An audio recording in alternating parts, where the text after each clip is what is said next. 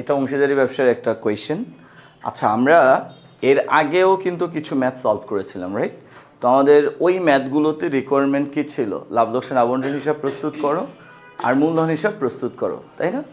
আচ্ছা, আমরা সবাই জানি যে এই অধ্যায়ে করণীয়গুলো কি কি থাকে।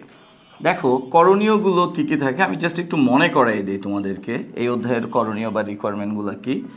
এক হলো অংশীদারদের লাভ লোকসান, লাভ হয়ে গেছে, ওকে, লাভ লোকসান আবন্টন হিসাব, তাই না? বলো, আবন্টন হিসাব। এটা আর কি বলে? অংশীদারদের মূলধন হিসাব, ওকে। আর কি বলে? অনেক সময় বলে অংশীদারদের চলতি হিসাব প্রস্তুত করো, ওকে। এগুলো হলো খুবই কমন রিকোয়ারমেন্ট। আচ্ছা, তো আমাদের আজকের অঙ্কে দেখো এই যে অংশীদারদের লাভ লোকসান আবন্টন হিসাব প্রস্তুত করতে বলছে, তার মানে আমরা এটা করব। আবার দেখো এখানে কি বলছে? অংশীদারদের চলতি হিসাব প্রস্তুত করো, তাই না? তাহলে আমরা অংশীদারদের চলতি হিসাব প্রস্তুত করব, তার মানে এটাও করব। এখন দেখো এর আগে কিন্তু আমরা চলতি হিসাব করি নাই, আজকেই ফার্স্ট চলতি হিসাবের ম্যাথ, তাই না?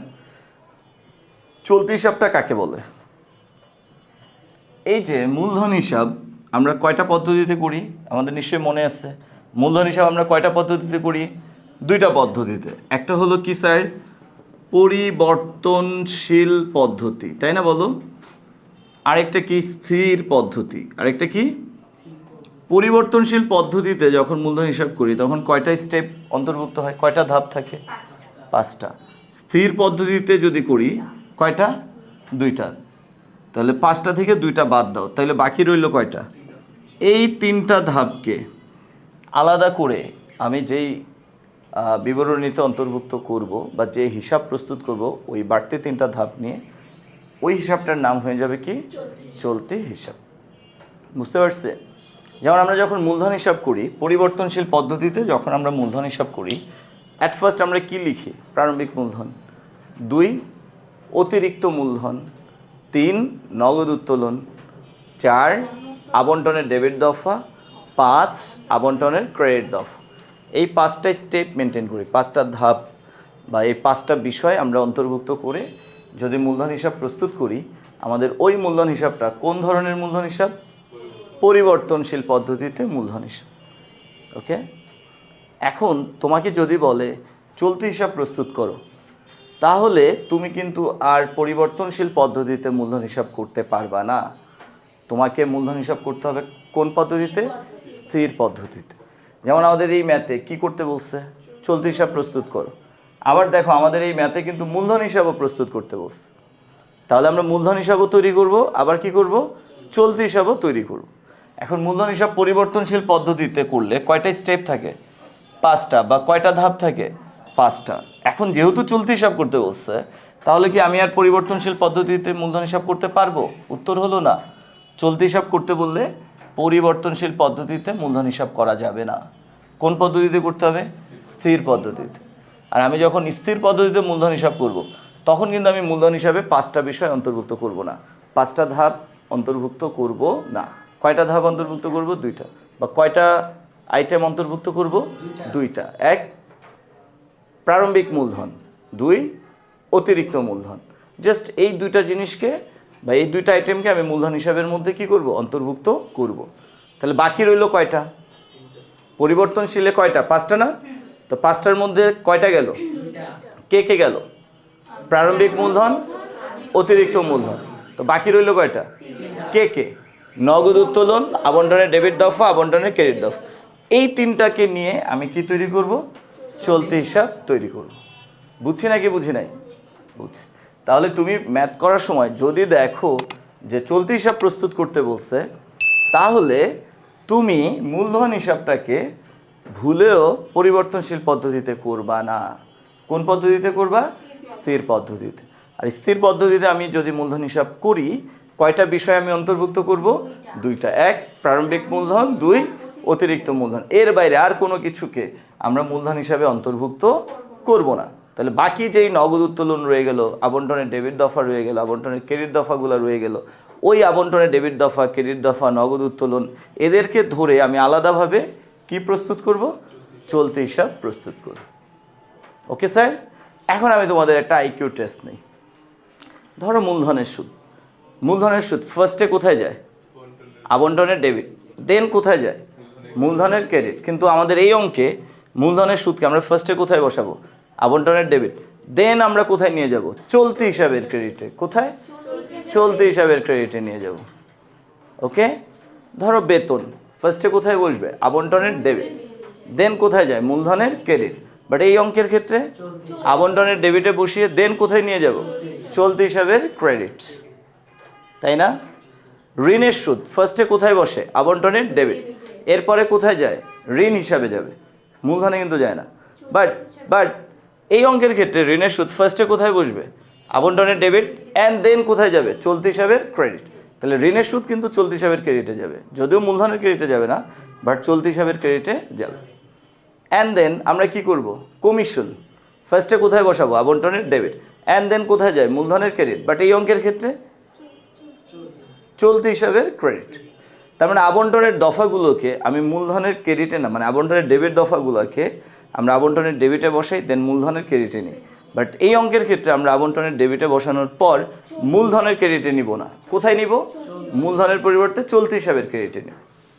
সেমভাবে আবন্টনের ক্রেডিট দফাগুলো আমরা আবন্টনের ক্রেডিটে বসাই অ্যান্ড দেন কোথায় নিই? মূলধনের ডেবিটে নিই। যেমন ধরো আমি যদি বলি উত্তোলনের সুদ ফার্স্টে আমরা কোথায় বসাবো? আবন্টনের ক্রেডিট। অ্যান্ড দেন আমরা কোথায় নেব? মূলধনের ডেবিটে। বাট এই অঙ্কের ক্ষেত্রে উত্তোলনের সুদকে আবন্টনের ক্রেডিটে বসাবো অ্যান্ড দেন মূলধনের ক্রেডিটে না নিয়ে, মূলধনের ডেবিটে না নিয়ে কোথায় নিব? চলতি হিসাবের ডেবিট, তাই না? পণ্য উত্তোলন ফার্স্টে কোথায় বসাবো? আবন্টনের ক্রেডিট। অ্যান্ড দেন কোথায় নিব? মূলধনের ডেবিটে, স্বাভাবিক। বাট এই অঙ্কের ক্ষেত্রে আবন্টনের ক্রেডিটে বসিয়ে দেন পণ্য উত্তোলনকে কোথায় নিব? চলতি হিসাবে ডেবিটে নেব। আমি কি বুঝাতে পারতেছি তোমাদেরকে? আচ্ছা, তাহলে আমরা বুঝতে পারলাম যদি আমাদেরকে চলতি হিসাব প্রস্তুত করতে বলে তাহলে আবন্টনের দফাগুলো আবন্টনে বসার পর মূলধনে আর যাবে না, যাবে কোথায়? চলতি হিসাবে। দেখো আবন্টনে আমরা প্রত্যেকের উপরে হেডলাইন দিই না? ধরো বেতনের আগে কি লিখি? অংশীদারদের মূলধন হিসাব। উত্তোলনের সুদের উপরে কি লিখি? অংশীদারদের মূলধন হিসাব। মূলধনের সুদের উপরে কি লিখি? অংশীদারদের মূলধন হিসাব। কেন? কারণ আবন্টনের তথ্যগুলো কোথায় চলে যাবে? মূলধনে চলে যাবে, দ্যাটস ওয়াই। কিন্তু এই অঙ্কটা করার সময় আমরা আবন্টনের যে হেডলাইনগুলো আছে, আবন্টনের তথ্যগুলোর হেডলাইনে মূলধন হিসাব কথাটা লিখবো? লিখবো না। কি লিখবো বলো তো? চলতি হিসাব লিখবো। কি লিখবো? যেমন উত্তোলনের সুদ বসানোর আগে কি লিখবো? অংশীদারদের চলতি হিসাব। মূলধনের সুদ বসানোর আগে কি লিখবো? অংশীদারদের চলতি হিসাব। কেন বলো তো? কারণ আবন্টনের দফাগুলো এই অঙ্কের ক্ষেত্রে কোথায় যাবে? চলতি হিসাবে যাবে। এর জন্য আমরা হেডলাইনে চলতি হিসাব লিখবো, মূলধন লিখবো না। তো আমি এতক্ষণ পর্যন্ত যা কিছু বলছি এই কথাগুলোর সারাংশ বা সারমর্মটা কি? যে যদি চলতি হিসাব করতে না বলে সেক্ষেত্রে আমরা মূলধন হিসাব করব কোন পদ্ধতিতে? পরিবর্তনশীল পদ্ধতিতে। এবং মূলধন হিসাবে কয়টা আইটেম অন্তর্ভুক্ত হবে? 5টা। কি কি? প্রারম্ভিক মূলধন, অতিরিক্ত মূলধন, নগদ উত্তোলন, আবন্টনের ডেবিট দফা, আবন্টনের ক্রেডিট দফা, এই 5টা। আর যদি চলতি হিসাব প্রস্তুত করতে বলে তখন আমরা মূলধন হিসাবটা করব কোন পদ্ধতিতে? স্থির পদ্ধতিতে। তখন মূলধনে কয়টা আইটেম আসবে? 2টা, প্রারম্ভিক মূলধন আর কি? অতিরিক্ত মূলধন, রাইট? বাকি যেই 3টা, ওই 3টা কোথায় যাবে? চলতি হিসাবে যাবে। কোথায় যাবে? চলতি হিসাবে যাবে। তাহলে চলতি হিসাবে কে কে যাবে? নগদ উত্তোলন, আবন্টনের ডেবিট দফা, আবন্টনের ক্রেডিট দফা। কয়টা? এই 3টা যাবে। এছাড়াও আরেকটা জিনিস যাবে, সেটা হলো ব্যালেন্স বিডি। কি যাবে? অ্যান্ড কোয়েশ্চেনে অনেক সময় ব্যালেন্স দেয়া থাকে, আবার অনেক সময় দেয়া থাকে না। যদি চলতি হিসাবের ব্যালেন্স দেয়া থাকে তাহলে আমরা চলতি হিসাবে স্টার্ট করব ব্যালেন্স বিডি দিয়ে। কি দিয়ে? আর না থাকলে নাই, ব্যালেন্স বিডি। প্রশ্নে যদি চলতি হিসাবের ব্যালেন্স থাকে তাহলে আমাদের চলতি হিসাবে স্টার্ট হবে কি দিয়ে? এই প্রশ্নের ব্যালেন্সগুলো দিয়ে, অর্থাৎ ব্যালেন্স বিডি দিয়ে। আর যদি ব্যালেন্স দেয়া না থাকে প্রশ্নে চলতি হিসাবের, তাহলে ব্যালেন্স তো নাই, তাহলে আমরা কি বসাবো? বসাবো না। তাহলে আমরা কি বসাবো চলতি হিসাবে? ওই 3টা, নগদ উত্তোলন, আবন্টনের ডেবিট দফা, আবন্টনের ক্রেডিট দফা। তাহলে চলতি হিসাবে কয়টা স্টেপ হইতে পারে বলো তো? 4টা সর্বমোট। চলতি হিসাবের স্টেপ কয়টা? 4টা। বা ধাপ কয়টা? এখানে আমি বুঝার জন্য আমি বলতেছি, এগুলো কিন্তু কোরআনের আয়াত না যে এগুলা চেঞ্জ হবে না। আমি আমার ট্রিক্স বা আমি আমার মতো করে তোমাদেরকে বোঝানোর চেষ্টা করতেছি। ওকে, তা চলতি হিসাব যখন আমরা করব, আমরা কয়টা স্টেপ মেনটেন করব? 4টে স্টেপ। কয়টা ধাপ মেনটেন করব? প্রথম ধাপ কি? ব্যালেন্স বিডিগুলোকে বসাবো। দ্বিতীয় ধাপ কি? নগদ উত্তোলনকে ডেবিটে বসাবো। তৃতীয় ধাপ কি? আবন্টনের ডেবিট দফাগুলোকে ধরে চলতি হিসাবের ক্রেডিটে বসাবো। চতুর্থ ধাপ কি? আবন্টনের ক্রেডিট দফাগুলোকে ধরে চলতি হিসাবের ডেবিটে বসাবো। ওকে, পারা যাবে না ইনশাআল্লাহ? ওকে, তো চলো আমরা এবার ম্যাথ সলভ করি। জাওয়াদ, নাফিস এবং নবীন, হ্যাঁ 3জন। জাওয়াদ, নাফিস এবং নবীন একটি অংশীদারি কারবারের 3জন অংশীদার। ওকে, আচ্ছা, 2024 সালের 1 জানুয়ারি তারিখে তাদের মূলধন ছিল যথাক্রমে 80,000 টাকা, 60,000 টাকা এবং 50,000 টাকা। ওকে, তো অঙ্কটা হলো 2024 সালের 1 জানুয়ারি তারিখে জাওয়াদের মূলধন কত ছিল? 80,000, নাফিসের কত? 60,000 এবং নবীনের কত? 50,000। এই যে মূলধনগুলো দেয়া আছে, এই মূলধনগুলোকে আমরা কি বলবো বলো? প্রারম্ভিক মূলধন। কি বলবো? কি বলবো এগুলাকে? প্রারম্ভিক মূলধন। কি বলবো? আর প্রারম্ভিক মূলধন কোথায় যায়? মূলধন হিসাবের ক্রেডিটে যায়। কোথায় যায়? এবার তুমি স্থির পদ্ধতিতে মূলধন করো অথবা পরিবর্তনশীল পদ্ধতিতে করো, যে পদ্ধতিতেই মূলধন করো না কেন, প্রারম্ভিক মূলধনটা কোথায় যাবে? মূলধন হিসাবে ক্রেডিটে যাবে। তাহলে আমরা এই যে 3জন অংশীদারের প্রারম্ভিক মূলধন, এগুলাকে কোথায় বসাবো? মূলধনের ক্রেডিট দিকে বসাবো। বুঝতে পারছি সবাই? গুড। এরপরে কি বললো? তাদের চলতি হিসাবের উদ্বৃত্ত ছিল জাওয়াদের 5,000 টাকা ক্রেডিট, মানে জাওয়াদের ক্রেডিট উদ্বৃত্ত কত? 5,000। এরপর নাফিসের ডেবিট উদ্বৃত্ত কত? 2,500 এবং নবীনের ক্রেডিট উদ্বৃত্ত কত? 3,700। তো এইগুলা কি? চলতি হিসাবের জের। এগুলা কি? চলতি হিসাবের জের। তাহলে চলতি হিসাবের জের কোথায় যাবে? চলতি হিসাবে যাবে। চলতি হিসাবের জের কোথায় যাবে? চলতি হিসাবে যাবে। স্যার, প্রারম্ভিক মূলধন অলওয়েজ মূলধনের কোথায় যায়? ক্রেডিটে যায়। কোথায় যায়? কিন্তু চলতি হিসাবের জের চলতি হিসাবের ডেবিটে যাবে নাকি ক্রেডিটে যাবে এটা মেনশন করে দিবে।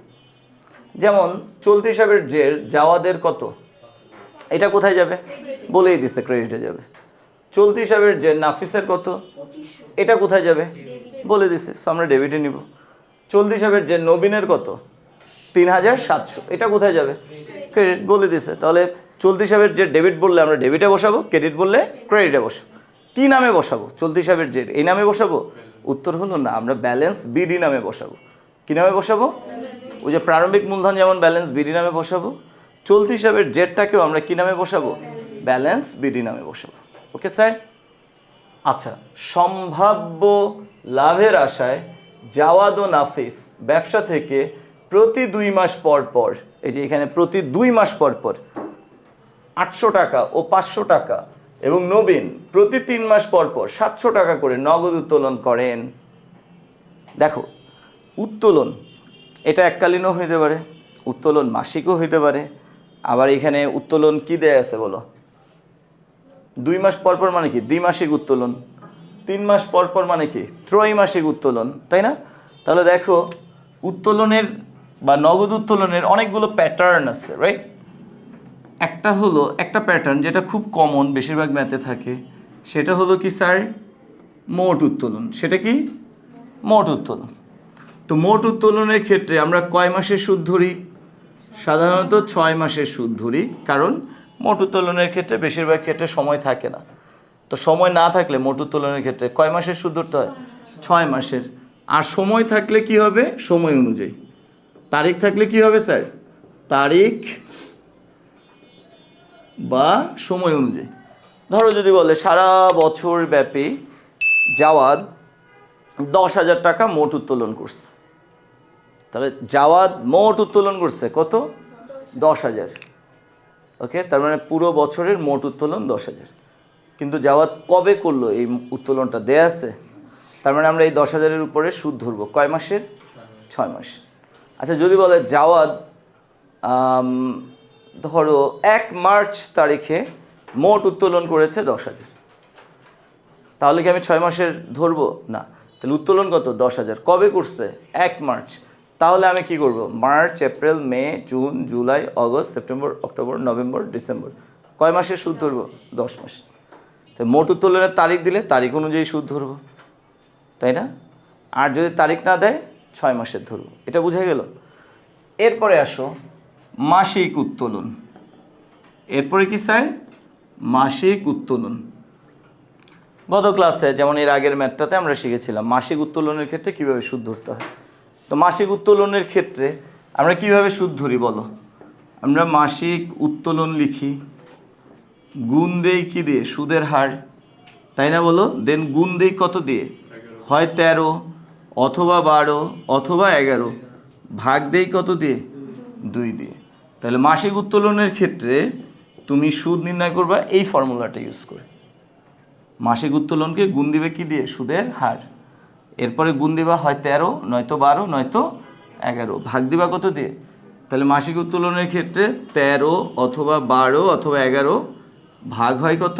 2। আচ্ছা, এখানে আরেকটা প্যাটার্ন আছে। আজকে কি মাসিক উত্তোলনের কথা বলছে নাকি দ্বিমাসিক? 2 মাস পর পর মানে কি মাসিক না দ্বিমাসিক? তাহলে মাসিকের জায়গায় আমরা এখন কি লিখতেছি? দ্বিমাসিক উত্তোলন, রাইট? যদি দ্বিমাসিক উত্তোলন করে সেক্ষেত্রে তুমি সুদ কিভাবে পাবা? দেখো দেখো আমি এখানে মাসিক উত্তোলন না লিখে আমি কি লিখব? দ্বিমাসিক উত্তোলন। গুণ দিব কি দিয়ে? সুদের হার দিয়ে, রাইট? আচ্ছা স্যার, এইখানে দেখো মাসিক উত্তোলনের ক্ষেত্রে আমরা 11 কেন লিখি বলো তো? শেষে বলার কারণে। শেষে মানে কি? ধরো 1 মাস পর পর উত্তোলন করছে, তার মানে এটা কি প্রতি মাস শেষে না? 1 মাস পর পর মানে কি প্রতি মাস শেষে। তখন কি 13 দিবা, 12 দিবা না 11? 11। তাহলে যদি প্রতি মাসের শেষে বলে 12 হওয়ার কথা, আমরা 1 কম দিতেছি, 11 দিচ্ছি, তাই না? আচ্ছা 2 মাস পর পর যদি বলে তাহলে বলো তো কয়বার উত্তোলন করছে? 2 মাস পর পর যদি উত্তোলন করে বছরে কয়বার উত্তোলন করছে? 6 বার উত্তোলন করছে। তাহলে কত হওয়ার কথা? 6। কিন্তু আমরা কি 6 দিব? 1 মাস পর পর উত্তোলন করলে 12 হওয়ার কথা, আমরা কি 12 দিই না 11? যা হওয়ার কথা তার চেয়ে কি করি? 1 কম দিই। তাহলে 2 মাস পর পর যদি উত্তোলন করে কত হওয়ার কথা? 6। বাট আমরা কি 6 দিব নাকি 1 কম দিব? তাহলে কত দিব বলো তো? 5। তখন কি দিব বলো তো? 5। আর নিচে কিন্তু ভাগ 2 থাকবে, নিচের 2 কিন্তু চেঞ্জ হবে না। তাহলে দ্বিমাসিক উত্তোলন যদি বলে বা 2 মাস পর পর যদি উত্তোলন বলে তাহলে আমরা সুদ নির্ণয়ের ক্ষেত্রে উপরে কত দিব? 5, নিচে কত দিব? 2। তাহলে 2 মাস পর পর উত্তোলন করা হলে কয়বার উত্তোলন করবে বছরে? 6 বার। যেহেতু পর পর বা শেষে বলছে, সো 6 হওয়ার কথা, বাট 1 কি হবে? কম। কত বসাবো? 5। তাহলে 5 কি হবে? 2 ফর্মুলার মধ্যে। তাহলে আমরা কি লিখবো? দ্বিমাসিক উত্তোলন গুণ সুদের হার গুণ 5 ডিভাইডেড বাই 2। এবার আসো, এটা তো দ্বিমাসিক গেল। ত্রৈমাসিক যদি বলে, ত্রৈমাসিক উত্তোলন কি বললো স্যার? ত্রৈমাসিক। আচ্ছা ত্রৈমাসিক মানে কি? 3 মাস পর পর। তো 3 মাস পর পর যদি উত্তোলন করে তাহলে কয়বার উত্তোলন করবে বলো তো? 4 বার। কয়বার উত্তোলন করবে? 4 বার। বছরে তো 12 মাস, 3 মাস পর পর উত্তোলন করলে কয়বার? কিন্তু আমরা কি 4 লিখবো? কত লিখবো? 3। 1 কম লিখবো, তাই না? যা হওয়ার কথা কি তার চেয়ে 1 কম, কারণ পর পর বলছে, শেষে বলছে। 1 মাস পর পর বা প্রতি মাস শেষে 12 হওয়ার কথা 11 লিখতিস। 2 মাস পর পর 6 হওয়ার কথা 5 লিখতিস। 3 মাস পর পর 4 হওয়ার কথা লিখবো কত? 3। নিচে কিন্তু 2 থাকবে, বুঝছো? তাহলে ত্রৈমাসিক উত্তোলনের ক্ষেত্রে ফর্মুলায় উপরে কত বসবে? 3, আর নিচে 2 থাকবে। আমি কি বুঝাইতে পারতেছি? তাহলে দেখো এই যে নগদ উত্তোলনের সুদ অনেকভাবে ধরা যায়। নগদ উত্তোলন, গত ক্লাসেও আমি এই বিষয়গুলো বুঝাইছি, আজকেও বুঝাচ্ছি। নগদ উত্তোলনের সুদ তুমি যখন ধরবা আগে উত্তোলনের প্যাটার্নটা তোমাকে দেখতে হবে। যদি ওই নগদ উত্তোলন মোট আকারে থাকে বাট সময় দেয়া নাই, তারিখ দেয়া নাই, তখন তুমি মোট উত্তোলনের উপর কয় মাসের সুদ ধরবা? আর যদি তারিখ দেয়া থাকে তা তারিখ অনুযায়ী যেই কয় মাস আসে ওই কয় মাসের সুদ ধরবা। যদি মাসিক উত্তোলন বলে তাহলে মাসিক উত্তোলনের ক্ষেত্রে তুমি এই প্যাটার্নটা ফলো করবা। তবে ফর্মুলার মধ্যে হয় 13 হবে, নয়তো 12 হবে, নয়তো 11 হবে উপরে। প্রতি মাসের শুরুতে হলে 13, প্রতি মাসের মাঝামাঝিতে হলে 12, প্রতি মাসের শেষে হলে 11। আর যদি 2 মাস পর পর বলে 6 হওয়ার কথা, কত হবে? 5। 3 মাস পর পর যদি বলে 4 হওয়ার কথা হবে কত? 3। যদি 6 মাস পর পর বলে হবে কত? সেম জিনিস, একদম সেম কনসেপ্ট। এখন তোমার এই সংখ্যাগুলো কি মুখস্থ করার দরকার আছে নাকি বুঝলেই হয়? যে বুঝেছো এখন এটাকে মুখস্থ করে ফেলো। ওকে, আচ্ছা তাহলে এখানে কি বললো দেখো, আমি আবার আসি প্রশ্নে, যে সম্ভাব্য লাভের আশায় জাওয়াদ ও নাফিস ব্যবসা থেকে প্রতি 2 মাস পর পর যথাক্রমে 800 টাকা ও 500 টাকা এবং নবীন প্রতি 3 মাস পর পর 700 টাকা করে নগদ উত্তোলন করেন। এগুলা কি স্যার? নগদ উত্তোলন। কি? আচ্ছা, নগদ উত্তোলন কোথায় যায় বলো? নগদ উত্তোলন কোথায় যায়? আচ্ছা, নগদ উত্তোলন মূলধনের ডেবিটে যায়। গুড। নগদ উত্তোলন কোথায় যায়? মূলধনের ডেবিটে যায়। কোন পদ্ধতিতে? পরিবর্তনশীল পদ্ধতিতে। বাট আজকে আমরা ম্যাথ করব কি, পরিবর্তনশীল পদ্ধতিতে না স্থির পদ্ধতিতে? যেহেতু আমাদেরকে চলতি হিসাব করতে বলছে, সো আমরা নগদ উত্তোলনকে মূলধনে নিব না, মূলধনে নিব না, নিব কোথায়? চলতি হিসাবে। ওই মূলধনের ডেবিটে যেত, এখন মূলধনের ডেবিটে না গিয়ে কোথায় যাবে? চলতি হিসাবে ডেবিটে যাবে। কোথায় যাবে? চলতি হিসাবে ডেবিটে যাবে নগদ উত্তোলন। হ্যাঁ, আচ্ছা আচ্ছা স্যার বলো তো নগদ উত্তোলনের পরিমাণ কত হবে? তুমি একটা জিনিস খেয়াল করো, জাওয়াদের কথা যদি বলি, জাওয়াদ কয় টাকা করে উত্তোলন করছে? 800 টাকা। সে কি বছরে মোট 800 টাকা উত্তোলন করছে না 2 মাস পর পর? তাহলে কয়বার উত্তোলন করছে? 6 বার। তার মানে আমি 800-কে 6 দিয়ে গুণ দিলে জাওয়াদের মোট নগদ উত্তোলনটা পেয়ে যাব। তাহলে জাওয়াদের মোট নগদ উত্তোলন কত হবে? 800 গুণ 6, তাই না বলো? সেম ভাবে নাফিস কয় টাকা উত্তোলন করছে? 500 টাকা 2 মাস পর পর। তাহলে এইভাবে কয়বার করছে? 6 বার। তাহলে 500-কে আমি যদি 6 দিয়ে গুণ দিই তাহলে আমি নাফিসের মোট উত্তোলনটা পেয়ে যাব, তাই না বলো? আবার চিন্তা করো তো, নবীন কত টাকা উত্তোলন করছে? 700 টাকা। কয়বার? সে তো সে কিন্তু 6 বার করে। সে 3 মাস পর পর উত্তোলন করছে। তো 3 মাস পর পর যদি উত্তোলন করে তাহলে কয়বার উত্তোলন করছে?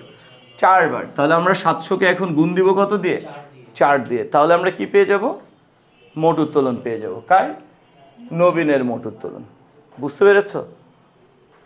আচ্ছা, তো এইভাবে আমরা যখন মানে নগদ উত্তোলনকে চলতি হিসাবে ডেবিটে বসাবো, তখন জাওয়াদের ঘরে কত বসাবো? নগদ উত্তোলন 800-কে 6 দিয়ে গুণ দিলে যা হয়, তাই না? 4800 টাকা, তাই না? এখানে বসাবো কত? 3000 টাকা। এখানে বসাবো কত? 2800 টাকা। ওকে, আর উত্তোলনের সুদ যদি ধরতে বলে তখন ওই যে ওই আমরা প্যাটার্ন অনুযায়ী সুদ মানে সুদ ধরে নিব নাকি? আচ্ছা, দেখো যাদের পড়াশোনা নিয়ে সিরিয়াসনেস নাই এই ধরনের ম্যাথ তাদের মাথায় ঢুকবে না, এটা স্বাভাবিক। এখন ইন্টারে পড়ো, এসএসসিতে এতটুকু পাতলা একটা পোলিও মার্কা বই ছিল, 9-এর 12 মাস, 10-এর 12 মাস, টোটাল কত? 24 মাস। ওইদিকে আবার ওইটা আমি তো মনে করো জানুয়ারি টু ডিসেম্বর চিন্তা করলাম, 12 কত? 24। পরীক্ষা কি জানুয়ারিতে হয়েছে জীবনও নাকি এপ্রিলে? তাহলে আরও এক্সট্রা কত পাইছো? 3 মাস। তা 24 আর 3 কত হয়? 27 মাস টাইম পাইছো এরকম পোলিও মার্কা পাতলা একটা বই পড়ার জন্য, তাই না?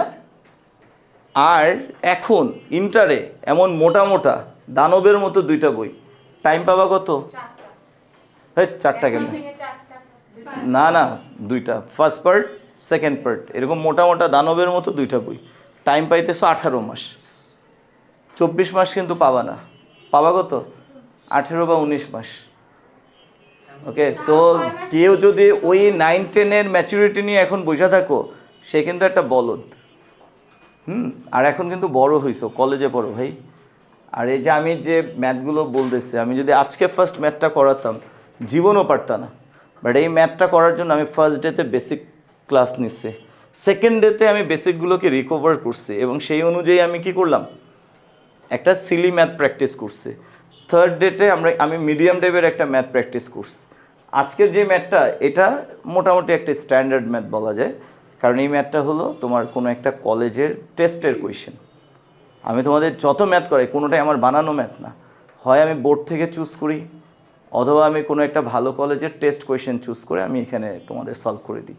তোমাদের পরীক্ষাতেও এটা চলে আসতে পারে।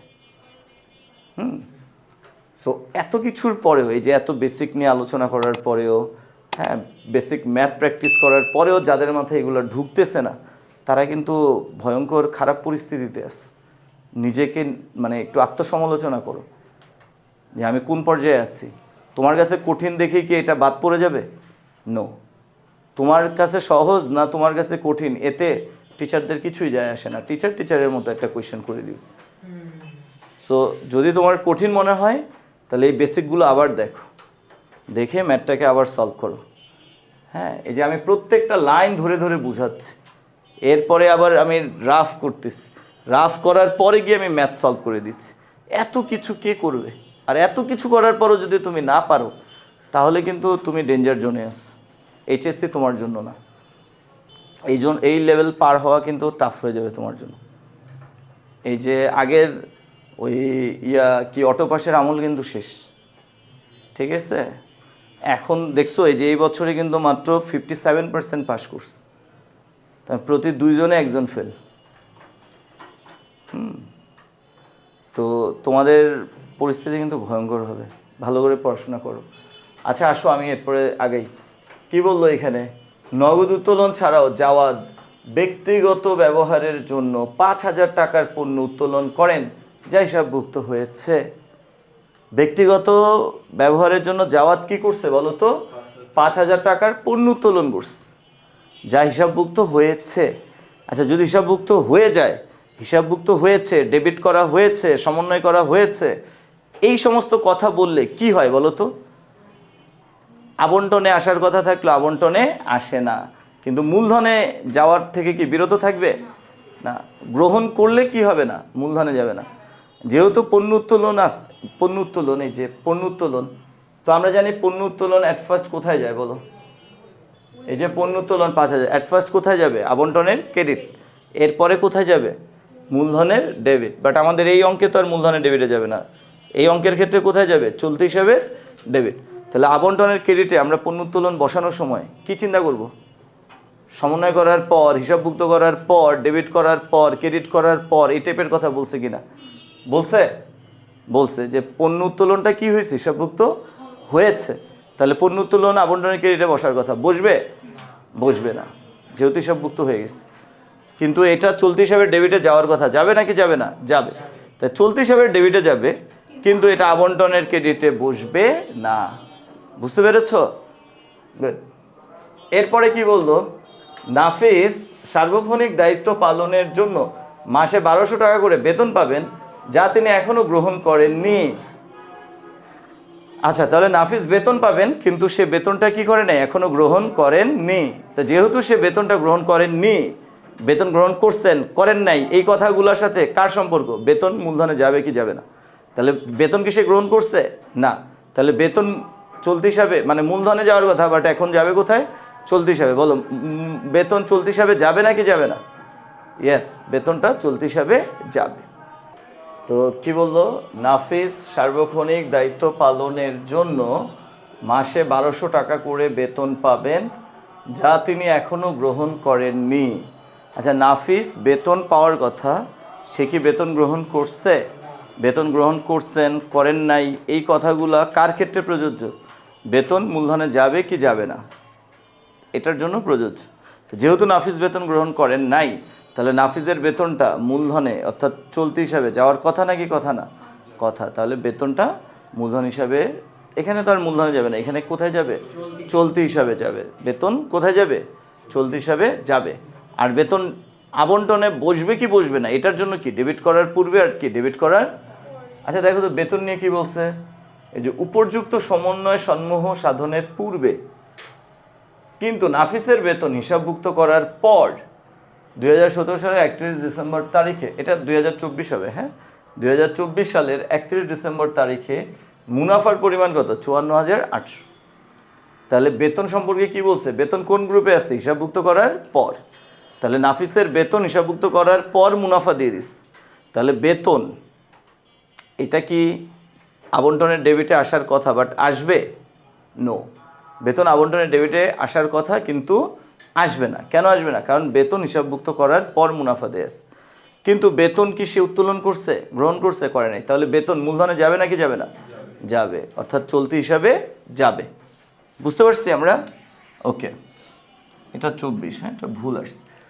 তাহলে আমরা বুঝতে পারলাম যে নাফিসের বেতন এটা আবন্টন ডেবিটে বসার কথা থাকলেও বসবে না, কিন্তু এটা চলতি হিসাবের ক্রেডিটে যাবে। এরপরে কি বললো, মূলধন ও নগদ উত্তোলনের উপর বার্ষিক 6% হারে সুদ ধার্য করা হয়। তাহলে মূলধনের উপরে কি করতে হবে, সুদ ধরতে হবে। মূলধনের সুদ কোথায় যায়, আবন্টনের ডেবিট, অ্যান্ড দেন কোথায় যায়, মূলধনের ক্রেডিটে। বাট আমরা কি এখন মূলধনের ক্রেডিটে নিব না, কোথায় নিব, চলতি হিসাবের ক্রেডিট। আবার উত্তোলনের উপর সুদ, এটা কোথায় যায়, আবন্টনের ক্রেডিট। এরপরে কোথায় যায়, মূলধনের ডেবিটে। আমরা কি এখন মূলধনের ডেবিটে নিব না, কোথায় নিব, চলতি হিসাবের ডেবিট। ওকে, আচ্ছা, অর্থাৎ মূলধনের সুদটাকে আবন্টনের ডেবিটে বসাবো, পরবর্তীতে চলতি হিসাবের ক্রেডিটে বসাবো। আর নগদ উত্তোলনের সুদটাকে আমরা আবন্টনের ক্রেডিটে বসাবো, পরবর্তীতে এটাকে চলতি হিসাবের ডেবিটে বসাবো। ওকে, আচ্ছা, এরপরে কি বললো, নবীন 5% কমিশন পাবেন যা নেট লাভ হতে অংশীদারদের বেতন মূলধনের সুদ চার্জ করার পর, তবে কমিশন চার্জ করার পূর্বে ধার্য করতে হবে। ওকে, আচ্ছা, তাহলে আমরা এখানে কি পেলাম, নবীন 5% কমিশন পাবে। তো নবীনের যে কমিশন, এই কমিশনটা কোথায় বসবে, আবন্টনের ডেবিট, পরবর্তীতে কোথায় চলে যাবে, চলতি হিসাবের ক্রেডিটে। এখানে তো মূলধনে যাবে না, কোথায় যাবে, চলতি হিসাবের ক্রেডিটে। ওকে, 5% কমিশন কেমনে ধরবো এটা আমি পরে বুঝিয়ে দেবো না। হ্যাঁ, আচ্ছা, তবে এতটুকু বলি যে কমিশন যখন তুমি ধরবা, তো কখনো কখনো আমরা, যেমন আমাদের এই অঙ্কে কমিশন কয় পার্সেন্ট ধরতে হবে, তো ডিরেক্ট আমরা 5% ধরি, আবার কখনো কখনো আমরা এটাকে কনভার্ট করে নিই। কখনো আমরা কমিশনটা এইভাবে ধরি, আবার কমিশনটা কখনো এইভাবে ধরি। এইভাবে কখন ধরি, যদি বলে কমিশন চার্জ করার পূর্ববর্তী মুনাফার উপর কমিশন ধরতে হবে, তখন এটা। আর যদি বলে কমিশন ধার্য করার বা চার্জ করার পরবর্তী মুনাফার উপর কমিশন ধরতে হবে, তখন কীভাবে ধরতে হয় এটা। এখন বলো, আমাদের এই কোয়েশ্চেনে আমরা যে 5% কমিশন ধরবো, এই কমিশনটা আমরা কি কমিশন ধার্য করার বা কমিশন বাদ দেওয়ার বা কমিশন চার্জ করার পরবর্তী মুনাফার উপর ধরবো, নাকি পূর্ববর্তী মুনাফার উপর ধরবো, পূর্ববর্তী। তার মানে আমরা কমিশনটা কিভাবে চার্জ করব, এইভাবে। আর যদি বলতো যে কমিশন ধার্য করার, চার্জ করার বা বাদ দেওয়ার পরবর্তী মুনাফার উপর কমিশন ধরো, তাহলে কিন্তু আমরা এইভাবে ধরতাম, তাই না বলো। তাহলে আমাদের এই কোয়েশ্চেনের ক্ষেত্রে কমিশনটা কিভাবে ধরতে হবে, ডিরেক্ট 5% ধরতে হবে। ওকে, আচ্ছা, এরপরে কি বললো, এরপরে বললো অংশীদারগণ যথাক্রমে 4/2 অংশ, 8/2 অংশ এবং 16/4 অংশ অনুপাতে নিজেদের মধ্যে মুনাফা ও ক্ষতি বন্টন করে নেয়। তার মানে এই ব্যবসায়ের যত লাভ হবে বা যত ক্ষতি হবে বা যত মুনাফা হবে, এই লাভ, ক্ষতি বা মুনাফা এই 3 জনের মধ্যে বন্টন করা হবে। কিভাবে বলো তো, 4/2 ভাগ, 8/2 ভাগ, 16/4 ভাগ, এই অনুপাত। এখন দেখো, এই জায়গাটাতে একটা ভেজাল বাঁধছে না, বলো, একটা ভেজাল দেয়া আছে না। এই যে এখানে 3টা অনুপাত দেয়া আছে, তুমি বুঝতেছো এটা, এই অনুপাতগুলো কি বুঝতেছো, বুঝতেছো না। 4/2 ভাগ, 8/2 ভাগ, 16/4 ভাগ, এই অনুপাতে কি করতে হবে, তাদের মধ্যে বন্টন করতে হবে। এখন এখানে ভগ্নাংশ আকারে আছে, অনুপাত কি এর আগে ভগ্নাংশ আকারে ছিল? এর আগে আমরা যখন ম্যাথ করছি, ধরো অনুপাত ছিল 3:2:1 এরকম ছিল, তাই না, অথবা 12:13:16 এরকম ছিল, তাই না, এরকম ছিল না, সিম্পল। আমরা এইগুলাকে কি করতাম, যোগ করতাম, 3 আর 2, 5 আর 1 কত, 6। তো মোট 6 ভাগ হবে, 6 ভাগের 3 ভাগ একজন পাবে, 6 ভাগের 2 ভাগ একজন পাবে, 6 ভাগের 1 ভাগ একজন পাবে। এইভাবে আমরা হিসাব করছি না। কিন্তু আজকের অঙ্কটার মধ্যে একটা প্যাচ লাগাই দিছে, দেখছো প্যাচটা কি? প্যাচ হলো লাভ লোকসান বন্টন করা হবে 4/2 ভাগ, 8/2 ভাগ, 16/4 ভাগ, এই অনুপাত। তো যখন তোমার লাভ লোকসান বন্টন অনুপাতটা ভগ্নাংশ আকারে দিয়ে দিবে, তখন তোমাকে কি করতে হবে, এই ভগ্নাংশটাকে ঠিক করে নিতে হবে। কি করতে হবে? যার সময় নেই সে চলে যাও, যাও যাও, তাড়াতাড়ি যাও, তাড়াতাড়ি। হ্যাঁ হ্যাঁ হ্যাঁ, যাও। এই ম্যাথ সলভ করতে টাইম লাগবে, এগুলি এই অধ্যায়ের ম্যাথে ঝামেলা আছে। আচ্ছা, তাহলে দেখো আমাদের অংশীদারদের লাভ লোকসান অনুপাতটা কিভাবে আছে, ভগ্নাংশ আকারে। কি আকারে? তাহলে অ্যাট ফার্স্ট আমাদেরকে কি করতে হবে জানো, ভগ্নাংশটা ঠিক করে নিতে হবে। ভগ্নাংশটা কিভাবে ঠিক করবা, দেখো এই যে 4/2 = 8/2 = 16 কত 4। এখন এটাকে ঠিক করার নিয়ম কি জানো? এই যে ভগ্নাংশের উপরেরটাকে আমরা কি বলি? লব, আর নিচেরটাকে কি বলি? হর। হরগুলো লসাগু করো তুমি। 4, 8, 16 কয়টা হর আছে? 3টা হর আছে না? 1, 2, 3। এই হরগুলোর কি করবা? লসাগু করবা। তাহলে আমি 2 দিয়ে যদি কম করি, ভাগ করি, তাহলে এখানে 2, 4 আর এখানে কত? 8। আবার যদি 2 নেই, 1, 2, 4। আবার যদি 2 নেই, 1, 1, 2। আর কিছু করা যায়? তাহলে 2 দুকোণে 4, দুকোণে 8, দুকোণে 16। তার মানে এই তিনোটার লসাগু কত? 16। এবার আমরা কি করব? দেখো এখানে কত? 2 বসাইলাম, গুণ। এবার 16কে ভাগ দাও 4 দিয়ে, কত হয়? 16 ভাগ 4 কত হয়? 4 ইস্টু এখানে কত? 2 গুণ। 16কে ভাগ দাও 8 দিয়ে, 16 ভাগ 8 কত হয়? 2 ইস্টু এখানে কত আছে? 4 গুণ। 16কে ভাগ দাও 16 দিয়ে, কত হয়? 1 ইকুয়াল নিচের 16 16ই রইল। 4 দুকোণে 8 ইস্টু 2 দুকোণে 4 ইস্টু 4 1কে 4। এখন এই যোগফলগুলো মিলাও। 8 আর 4 কত? 12। 12 আর 4 কত? নিচে কত? বুঝছো তাহলে? তাহলে মোট কয় ভাগ হবে? এই 16 ভাগের মধ্যে 8 ভাগ কে পাবে? জাওয়াদ। এই 16 ভাগের মধ্যে 4 ভাগ কে পাবে? নাফিস। এই 16 ভাগের মধ্যে 4 ভাগ কে পাবে? নবীন। তার মানে আমি এই জিনিসটাকে যদি কনভার্ট করি 8:4:4, বলো ভুল হবে? ভুল হবে না। তাহলে এইটা দেয়া আছে, কিন্তু আমার অনুপাত ধরতে হবে কি? এটা। আমি কি বুঝাইতে পারছি? তাহলে দেখো টিচার যদি চায় কত লেভেলের দুষ্টামি করতে পারে তোমাদের সাথে। বলে দিতে পারতো যে 8:4:4 অনুপাতে কি করা হবে? লাভ ক্ষতি বন্টন করা হবে। এটা না বলে 4-2, 8-2, 16-4 এই অনুপাতে ভাগ করা হবে। আচ্ছা, এইভাবে যদি দিয়ে দেয় তাহলে আমরা কি করব? এই ক্যালকুলেশন করে আমি প্রকৃত অনুপাতটাকে বের করে নেব। বুঝছো? তাহলে বলো আমরা মানে কোন অনুপাতে ভাগ করব? 8:4:4। তাই টোটাল ভাগ হবে কয়টা? 16টা। 16 ভাগের 8 ভাগ কে পাবে? জাওয়াদ। 16 ভাগের 4 ভাগ কে পাবে? নাফিস। 16 ভাগের 4 ভাগ কে পাবে? নবীন। বুঝতে পারছি? ওকে স্যার, তাহলে এটা হলো। এবার কি বললো? উপযুক্ত সমন্বয় সমূহ সাধনের পূর্বে কিন্তু নাফিসের বেতন হিসাবভুক্ত করার পর, মানে সবগুলো কোন কোন গ্রুপে আছে? সমন্বয়ের পূর্বের গ্রুপে। আর বেতনটা আছে কি? সমন্বয়ের পরে। তার মানে আবন্টনে যারা আসার কথা তাদের মধ্যে শুধুমাত্র কে আসবে না? বেতন। কারণ বেতন সমন্বয়ের পরের গ্রুপে আছে। বাকি যারা আসার কথা তারা সবাই কি আসবে। নিট মুনাফা দেয়া আছে। নিট মুনাফা কোথায় যাবে? আবন্টনের ক্রেডিটে। কোথায় যাবে? আবন্টনের ক্রেডিটে যাবে। ওকে, আচ্ছা এবার আসো আমি একটা আগে একটা রাফ করে দেখাই। হ্যাঁ, এটা কি স্যার? আবন্টন হিসাব। তো আমরা যখন আবন্টন হিসাব করবো, আবন্টনের ডেবিট দিক আর কি ক্রেডিট দিক। তা আবন্টনের ক্রেডিটে ফার্স্টে কি আসে? নেট মুনাফা। বলো আমাদের এই কোয়েশ্চেনে নেট মুনাফা আছে না নাই? আছে। আসবে নাকি আসবে না? আসবে। এটা 1। 2 কি আসে? উত্তোলনের সুদ। কি আসে? আচ্ছা বলো আমাদের এই অঙ্কে উত্তোলনের সুদ আছে না নাই? আসবে নাকি আসবে না? আসবে। 3 কি আসে বলো তো? পণ্য উত্তোলন। 3 কি আসে? পণ্য উত্তোলন আসে।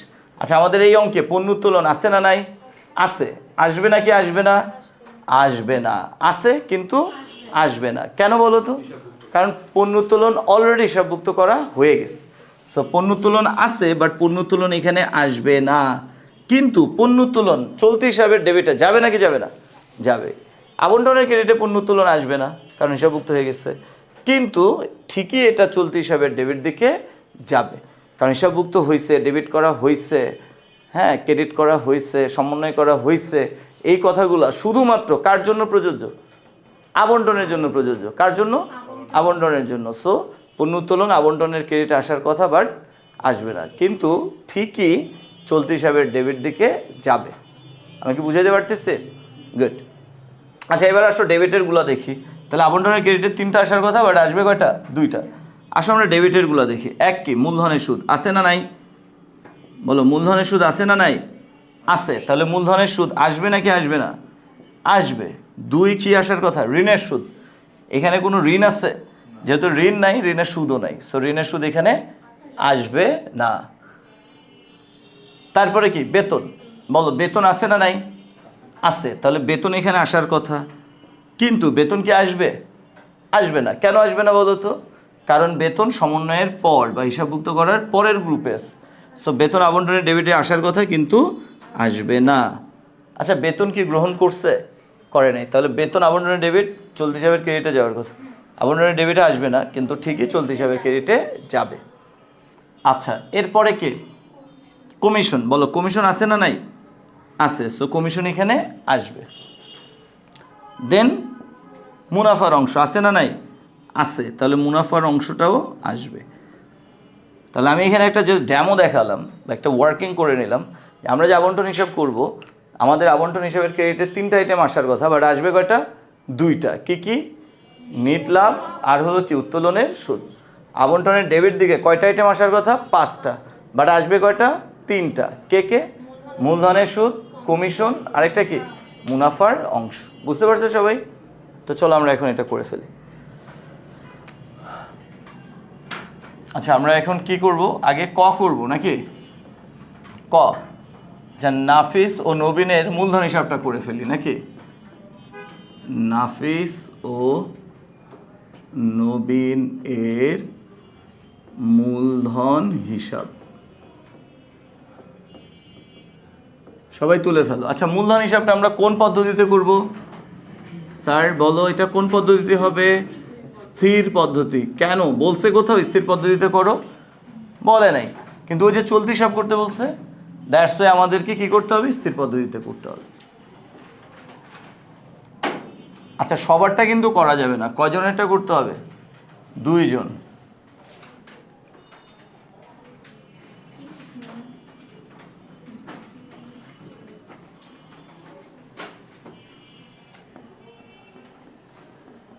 তারিখ,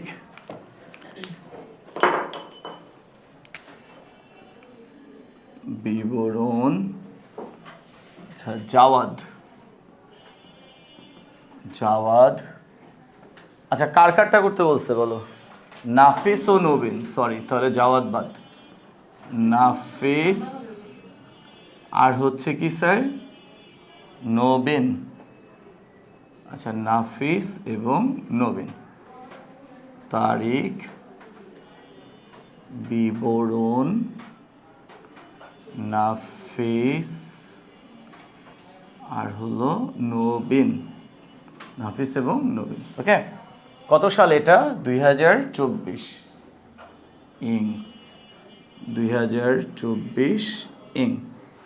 ওকে, এই সাইডটা কি স্যার? ডেবিট। আর এই সাইডটা হলো কি? ক্রেডিট। Debit credit. ওকে, আচ্ছা, তো স্থির পদ্ধতিতে মূলধন হিসাবে কয়টা আইটেম আসবে?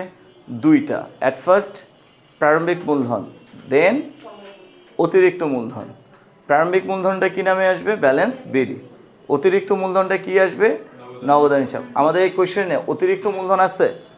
অতিরিক্ত মূলধন নেই, তাহলে আমরা শুধুমাত্র কাকে আনবো বলো তো? প্রারম্ভিক মূলধনকে। অতিরিক্ত মূলধন তো নাই, তাহলে অতিরিক্ত মূলধন আনা যাবে? নো। তাহলে আমরা এখানে লিখি জানুয়ারির 1 ব্যালেন্স বিডি। প্রারম্ভিক মূলধনকে আমরা বসাচ্ছি ব্যালেন্স বিডি নাম দিয়ে। ওকে, নাফিসের কয় টাকা? নাফিসের 60,000 ছিল, তাই না? আর নবীনের কত ছিল? 50,000 টাকা। ওকে, তাহলে আমরা প্রারম্ভিক মূলধন বসালাম। এবার কি বসানোর কথা? অতিরিক্ত মূলধন বসানোর কথা। আমাদের এই কোয়েশ্চেনে কোথাও অতিরিক্ত মূলধন আছে? ধরো দেওয়া আছে নবীনের অতিরিক্ত মূলধন 10,000। ধরো নবীনের অতিরিক্ত মূলধন 10,000 আমাদের কোয়েশ্চেনে দেয়া আছে। কবে? এটা জুলাইয়ের 1 তারিখে সাপোজ। তাহলে আমি জুলাই 1 দিয়ে এখানে কি লিখব? নগদান হিসাব নবীনের ঘরে কত বসাবো? 10,000। ঠিক আছে না? যদি থাকে আর কি। বাট অ্যাকচুয়ালি কি আমাদের অঙ্কে কোনো অতিরিক্ত মূলধন আছে? নাই। যেহেতু অতিরিক্ত মূলধন নাই, তার মানে কি আমরা জাস্ট প্রারম্ভিক মূলধনটাই ব্যালেন্স বিডি নামে বসাবো, আর কাউকে বসানো যাবে না। অতিরিক্ত মূলধন থাকলে নগদান হিসাব দিয়ে তারিখ দিয়ে আমরা যারটা তার ঘরে বসাবো নাকি? আচ্ছা, তাহলে আর বসানোর মতো কেউ আছে এখানে? বলো স্যার, বলো এখানে কি বসানোর মতো আর কেউ আছে? আর কেউ নাই। আচ্ছা, যেহেতু আর কেউ নাই, তাহলে এখন আমাদেরকে কি করতে হবে? ব্যালেন্স করতে হবে। তো চলো আমরা ব্যালেন্স করি। ব্যালেন্স করার নিয়ম কি? ডেবিট অ্যান্ড ক্রেডিট দুইটার মধ্যে বড় সাইড যেটা এটা যোগ করতে হয়। ধরো আমরা নাফিসেরটা আগে করি, তাহলে ক্রেডিট বড় 60,000 যোগ করলাম, সেমভাবে এখানে 60,000 লিখে দিলাম, ক্লোজ। হ্যাঁ, 60,000 থেকে বিয়োগ করার মতো কিছু আছে? নাই, তাহলে এই 60,000ই আমরা এখানে লিখব, যেহেতু বিয়োগ করার কিছু নেই। এটার নাম কি হয়ে যাবে? Balance CD. এটার নাম কি স্যার? Balance CD 60,000। তারিখ কত হবে? ডিসেম্বর 31। অলওয়েজ ব্যালেন্স সিডির তারিখটা ডিসেম্বরের 31। ওকে, সেমভাবে নবীনের কত? 50,000। এটা এখানেও বসাইতে হবে 50,000। 50,000 থেকে বাদ দেওয়ার মতো কিছু আছে? নাই, তাহলে নতুন করে আর ব্যালেন্স সিডি লেখার দরকার, এটা সোজাই আমরা এখানে 50,000 নবীনের ঘরে বসিয়ে দিলাম, হয়ে গেল। সহজ না বলো? এখানে ব্যালেন্স বিডি যা, ব্যালেন্স সিডিও কি তাই। আর অতিরিক্ত মূলধন যদি থাকতো তাহলে ব্যালেন্স বিডি আর সিডি সেম হতো? নো। তাহলে আমরা এই যে এখানে অতিরিক্ত মূলধন যদি বসাতাম 10,000 বা ধরো 30,000, তাহলে এখানে যোগফল 80,000, এখানে 80,000, এখানে 80,000 বসতো, তাই না বলো? এরকম। তো তোমরা বই দেখলেই ঘাটলেই বুঝবা যে স্থির পদ্ধতিতে মূলধন হিসাবে জাস্ট এই দুইটাই আসে। কি আসে? প্রারম্ভিক মূলধন আর কি অতিরিক্ত মূলধন, এর বাইরে আর কিছু আসে না। ওকে, তো আমাদের অঙ্কে যেহেতু অতিরিক্ত মূলধন নাই, তাই শুধুমাত্র কি আসছে? প্রারম্ভিক মূলধনটাই আসছে। ওকে স্যার, ঠিক আছে, আমি মুছে দিই এটা। স্যার ওকে প্লিজ, কথা না। আচ্ছা, এখন আমরা খ করব। আমাদেরকে কি বলছে? অংশীদারদের লাভ লোকসান আবন্টন হিসাব প্রস্তুত কর। তাহলে এখন আমরা একটা লাভ লোকসান আবন্টন হিসাব প্রস্তুত করব, চলো করে ফেলি। আচ্ছা, জাওয়াদ, নাফিস এবং নবীন এর লাভ লোকসান আবন্টন হিসাব। লাভ লোকসান আবন্টন হিসাব। ওকে, আচ্ছা, এটার তারিখ কত হবে? 31 ডিসেম্বর। 31 ডিসেম্বর 2024 ইং সমাপ্ত বছরের জন্য। কথাটা অবশ্যই লিখতে হবে। ওকে, সমাপ্ত বছরের জন্য। এবার আমরা ঘর কেটে ফেলি।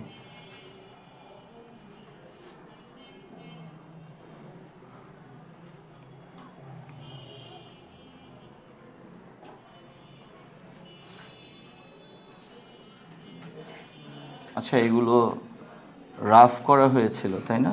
1 2 3।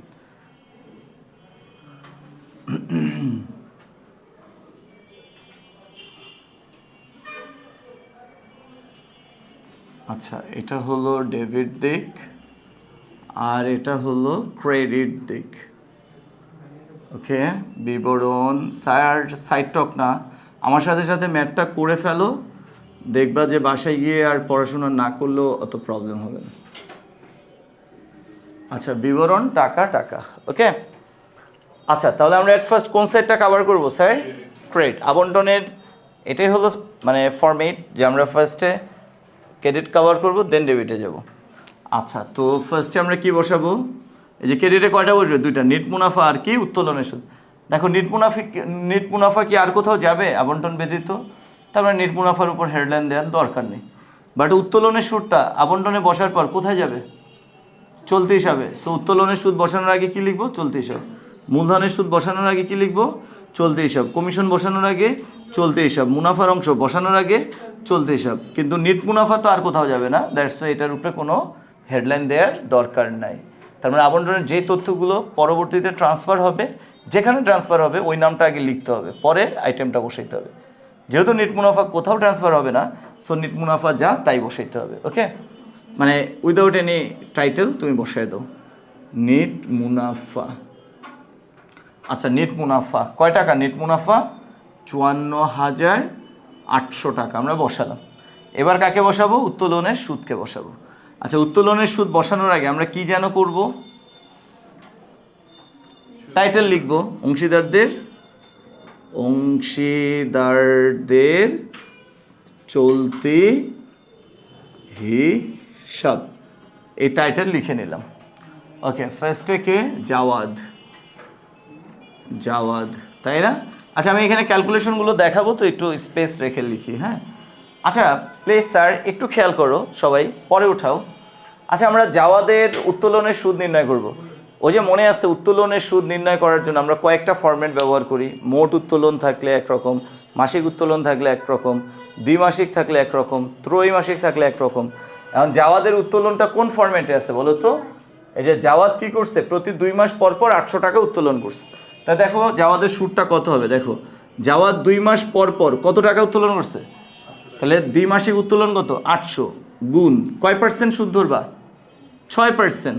কয় পার্সেন্ট, 6% গুণ 2 মাস পর পর যদি উত্তোলন করে, কয়বার করছে, 6 বার। কয়বার, 6 বার। আরে সরি, কয়বার, 6 বার। কিন্তু আমরা এক কম ধরবো ওই যে পরপর বলার কারণে, তাহলে হবে কি 5, নিচে কত হবে 2। বুঝলাম আমরা। এবার আসো জাওয়াদের পর কে, নাফিস। আচ্ছা আমি এখানে ক্যালকুলেশনটা দেখিয়ে দিচ্ছি। হ্যাঁ আচ্ছা নাফিসও সেম 2 মাস পর পর কয় টাকা উত্তোলন করছে, 500 টাকা। তাহলে এখানে কত হবে, 500 গুণ 6% গুণ 5 ডিভাইডেড বাই 2, তাই না? এরপরে কে বলো তো স্যার, নবীন। আচ্ছা নবীন কত উত্তোলন করছে বলো তো, 700 টাকা। নবীন কত, 700 গুণ কয় পার্সেন্ট, 6%। নবীন কতদিন পর পর উত্তোলন করছে, 3 মাস পর পর। তাহলে কয়বার, 4 বার। বাট ওই যে পর পর বলার কারণে আমরা কত ধরবো, 3, তাই না, বাই 2। এই ওকে স্যার, এটা আমি গণনায় দেখাইতে পারতাম, বাট আমি এখানে তোমাদের সুবিধার জন্য দেখিয়ে দিলাম।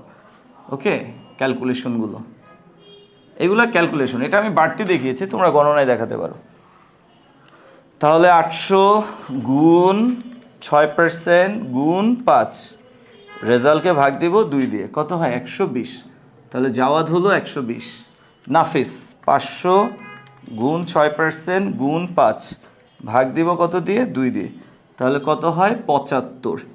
নবীন 700 গুণ 6% গুণ 3 ভাগ দিব 2 দিয়ে, কত হয় 63।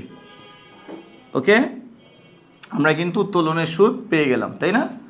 আচ্ছা এখানে আমরা কি লিখতেছি, উত্তোলনের সুদ।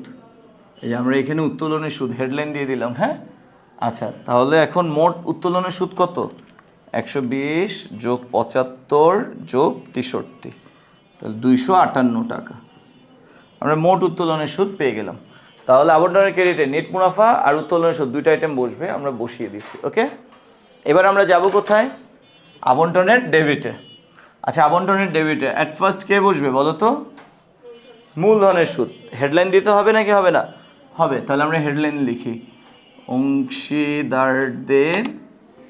অংশীদারদের চলতি হিসাব।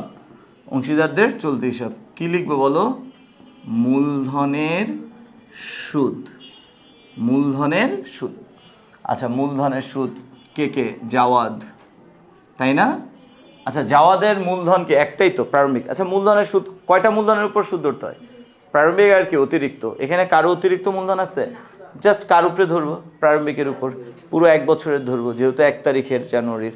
তাহলে জাওয়াদ কত বলো, 80,000। তো 80,000-এর উপরে যদি 6% ধরো তাহলে কত হয়, 4,800, তাই না? এটার ক্যালকুলেশন দেখানোর কিছু নেই। নাফিসের প্রারম্ভিক মূলধন কত বলো, 6,000। 6,000-এর উপরে 6%, 3,600। ও সরি 60,000-এর 6%, 3,600। আর হলো কি স্যার, নবীন। আচ্ছা নবীন কত, 50,000। 50,000-এর উপর 6% কত হয়, 3,000। ওকে এখন আমরা এই তিনটাকে কি করব, যোগ করে দেব।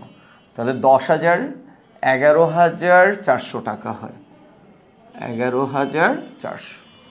3 3 6 আর 4 কত, 10, তাই না? আর এখানে হলো 1,400 টাকা, তার মানে 11,400 টাকা মূলধনের সুদ বসানো হলো। এবার আমরা কি বসাবো বলো তো স্যার, কমিশন কি সবাই পাবে, নো, শুধুমাত্র কে পাবে, নবীন। কে পাবে, তাহলে আমরা কি অংশীদারদের চলতি হিসাব লিখবো নাকি নবীনের চলতি হিসাব লিখব, নবীনের চলতি হিসাব। এই যে দেখো স্যার, আমি যে ম্যাথ করতেছি, ম্যাথ কি আদৌ কঠিন লাগতেছে? ম্যাথ কিন্তু অনেক ইজি। কেন ইজি? কারণ তুমি যদি প্রশ্ন অ্যানালাইসিস করতে পারো, প্রশ্ন যদি তুমি বুঝো কে কোথায় যাবে, কে বসার কথা বসবে, কে বসার কথা বসবে না, কে যাওয়ার কথা যাবে, কে যাওয়ার কথা যাবে না, এই কমন সেন্সটুকু যদি তুমি কাজে লাগাও, এই কমন কথাগুলো যদি মাথায় রাখো, বেসিকটা যদি তোমার ক্লিয়ার থাকে, ম্যাথ কিন্তু করা অনেক ইজি। ওকে, আচ্ছা, নবীনের চলতি হিসাব আমরা এখানে কি বসাবো বলো তো? Commission, right? কি বসাবো? কমিশন। এখন আসো স্যার, তুমি কমিশন যখন ধরবে, দেখো কমিশন ক্যালকুলেট করে দেখানো দরকার আছে, বাট আলাদা দরকার নেই, ম্যাথের মধ্যেই দেখানো যায়। কত সহজে দেখানো যায় আমি একটু তোমাদেরকে দেখাই। তোমরা যখনই কমিশন ধরবা, দেখো কমিশন ধার্য করার নিয়মটা আমি বলি, ইজিএস্ট ফর্মুলা, পৃথিবীর সবচেয়ে সহজভাবে কমিশন নির্ণয় করার, এর চেয়ে সহজভাবে যদি কেউ নির্ণয় করতে পারে তাহলে আমার নাম শাহজালাল থেকে সালমান রেখা। আচ্ছা, ওকে, দেখো একদম ইজিয়েস্ট ওয়ে কমিশন নির্ণয় করার, সেটা কি? সেটা হলো তুমি ক্রেডিটের দফাগুলোকে যোগ আকারে লিখবা। কি করবা স্যার? আগে ক্রেডিটের দফাগুলো যোগ আকারে লিখবা। তাহলে ক্রেডিটে কয়টা দফা আছে?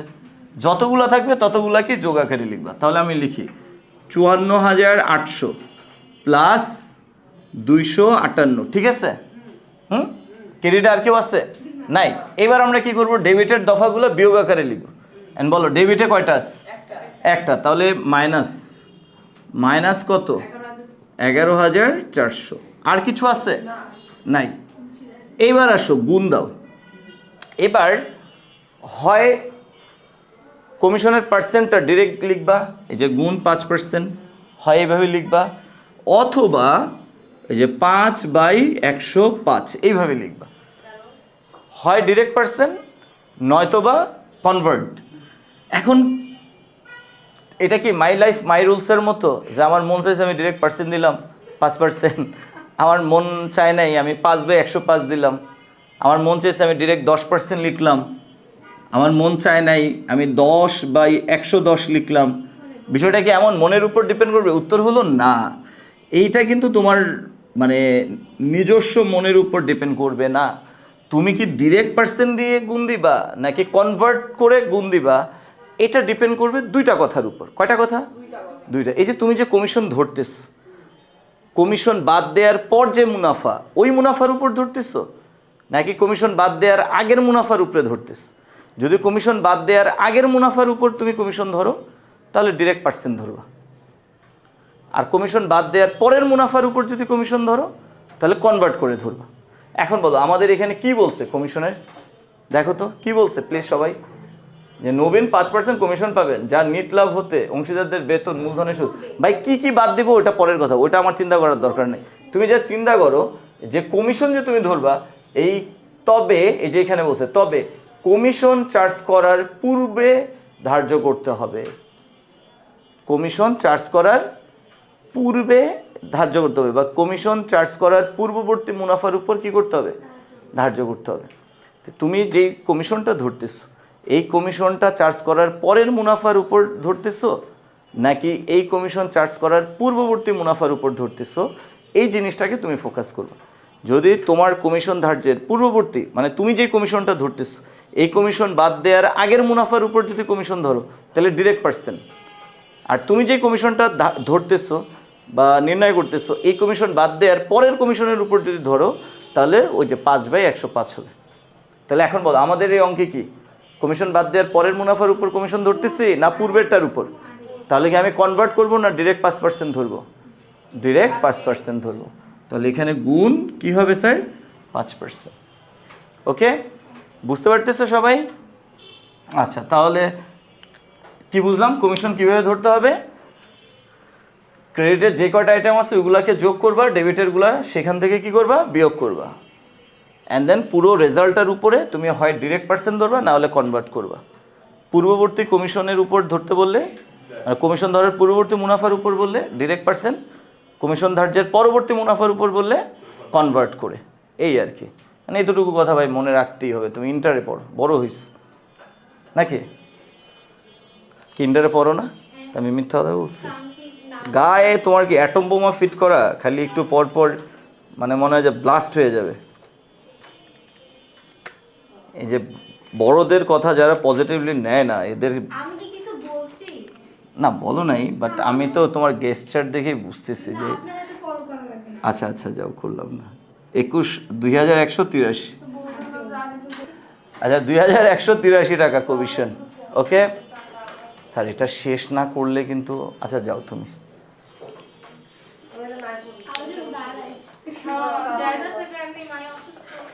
যাও যাও যাও। আর কেউ যেতে চলে যেতে পারো, আমার আরও 10 মিনিট টাইম লাগবে। আচ্ছা ওকে, এটাকে আমরা বুঝছি। এখন আমরা কি বসাবো বলো তো? ওকে এতটুকু তো কমপ্লিট, মুনাফার অংশ বসালাম। এখন আমরা সরি কমিশন বসালাম, এখন কাকে বসাবো? মুনাফার অংশকে বসাবো। তাহলে মুনাফার অংশ কি একজন পাবে না সবাই পাবে? সবাই পাবে। আর মুনাফার অংশটা কোথায় যাবে? চলতি হিসাবে। তাহলে আমরা এখানে লিখি অংশীদারদের চলতি হিসাব। অংশীদারদের চলতি হিসাব। এখানে আমরা কি লিখব? মুনাফার অংশ। ওকে স্যার, মুনাফার অংশ। আচ্ছা তাহলে মুনাফার অংশ কে কে পাবে? ফার্স্ট অফ অল জাওয়াদ পাবে, অ্যান্ড দেন নাফিস পাবে, অ্যান্ড দেন নবীন পাবে। ওকে, কে কত পাবে সেটা কি আমরা জানি স্যার? জানি না, আমরা দাগ দিলাম। Okay fine. এবার আসো মুনাফার অংশ নির্ণয় করার নিয়মটা কি? হ্যাঁ হ্যাঁ, এটা কি মুনাফার এটা কি মুনাফার পরিমাণ না অনুপাত? অনুপাত ছাড়া কি আমি অংশ নির্ণয় করতে পারবো বলো? না, এই অংশ নির্ণয়ের জন্য আমাকে অনুপাতটা আগে বের করে রাখতে হবে। আচ্ছা এখন আমরা কি করব? ক্রেডিটের যোগফল দুই সাইডে বসাবো। 54,800 ক্রেডিটে 54,800 যোগ 258। তাহলে আমরা ক্রেডিট দিকের যোগফল পেয়ে গেলাম। কত পেয়ে গেলাম? 55,058। এটা ক্রেডিটেও বসালাম 55,058, এটা আমরা ডেবিটেও বসালাম, ক্লোজ। এবার ক্রেডিটের যোগফল থেকে ডেবিট আইটেমগুলো বাদ দিতে হবে। তাহলে আমরা মাইনাস করে দিই। 55,058 থেকে মাইনাস কত? 11,400 মাইনাস 2,183 ইকুয়াল। তাহলে আমরা কত পেলাম? 41,475 পেয়ে গেলাম। ওকে, ক্রেডিটের যোগফল থেকে ডেবিট আইটেমগুলো মাইনাস করলে কত হয়? 41,475। এই যে 41,475, এটার নাম কি স্যার? বন্টনযোগ্য মুনাফা। এটার নাম কি? এটা হলো নিট মুনাফা, বাট এটা কি? বন্টনযোগ্য মুনাফা। আমরা কিন্তু এই নিট মুনাফা কখনোই অংশীদারদের মাঝে বন্টন করি না, আমরা বন্টন করি কোনটা? বন্টনযোগ্য মুনাফা। এই বন্টনযোগ্য মুনাফাটাকে আমরা কিভাবে বন্টন করব বলো তো? এই যে এইভাবে না, প্লিজ স্যার কথা না, এইভাবে বন্টন করব না? এইটা মানেই তো এটা নাকি? এটা মানেই এটা না? আচ্ছা তার মানে আমরা এই টাকাটাকে 8:4:4 এই অনুপাতে ভাগ করব। এটা কোত্থেকে আসলো আমি কিন্তু দেখাইছি, তোমরা একটু দেখে নিও। হ্যাঁ আচ্ছা, তাহলে 8 ভাগ 4 ভাগ 4 ভাগ, টোটাল কয় ভাগ হয়? 16 ভাগ। তাহলে আমি এখন 41,475কে ভাগ দিব কত দিয়ে? 16 দিয়ে। গুণ দিব কত দিয়ে? 8 দিয়ে। তাহলে আমি কাটটা পেয়ে যাব বলো তো? জাওয়াদেরটা। তাহলে জাওয়াদ হলো কত বলো? 20,738 টাকা। ওকে, সেমভাবে আবার 41,475, এটাকে আমি ভাগ দিব 16 দিয়ে, গুণ দিব 4 দিয়ে। তাহলে কত পাবো স্যার বলো তো? 10,368 টাকা। সেম নবীনেরও কত হবে?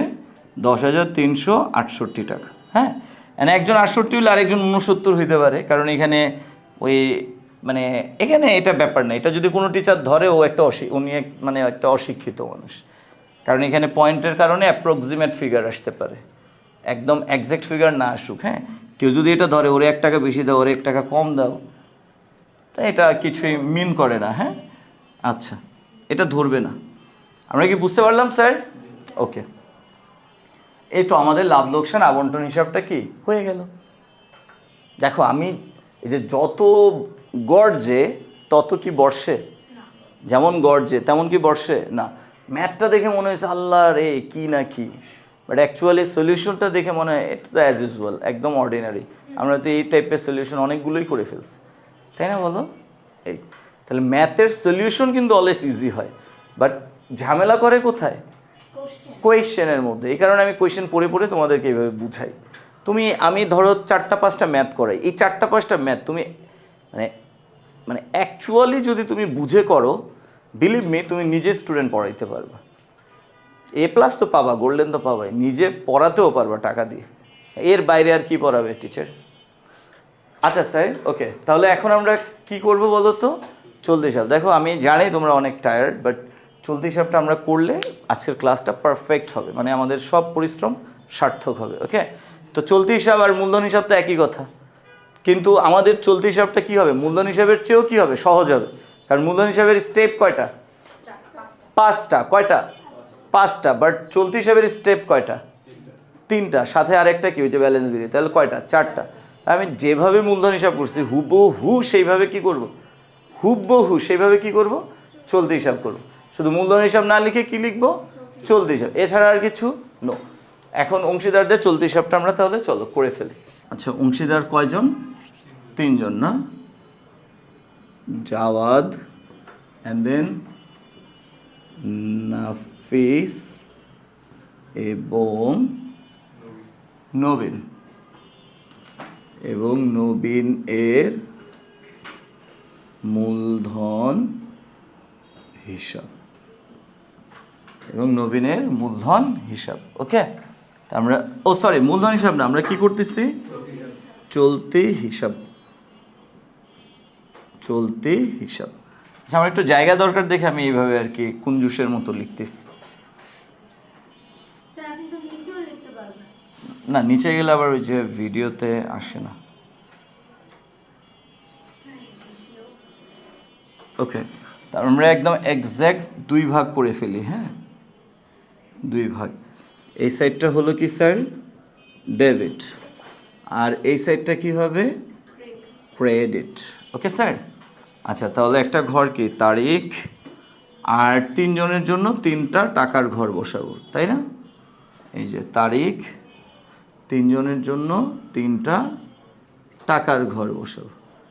আচ্ছা, এখানে তারিখ, বিবরণ, ওকে, জাওয়াদ,